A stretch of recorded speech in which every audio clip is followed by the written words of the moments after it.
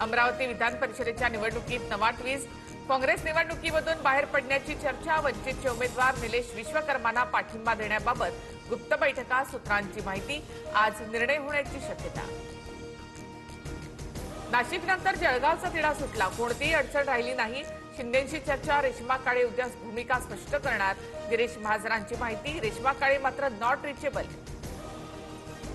पंढरपुरात रोहित पवारांच्या अन्नत्याग आंदोलनाला सुरुवात। विनाट सरसकट कर्जमाफी द्या, नाहीतर लढा सुरूच राहील। रोहित पवारांचा सरकारला थेट इशारा।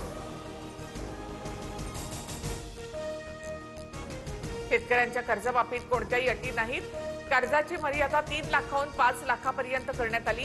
निवडणुका समोर नसताना सरकारने कर्जमाफी केली, मुख्यमंत्री फडणवीसांची स्पष्टोक्ती।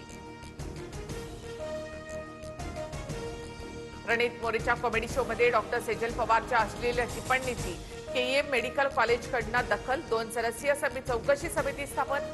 सेजल पवारवर कारवाई होण्याची शक्यता।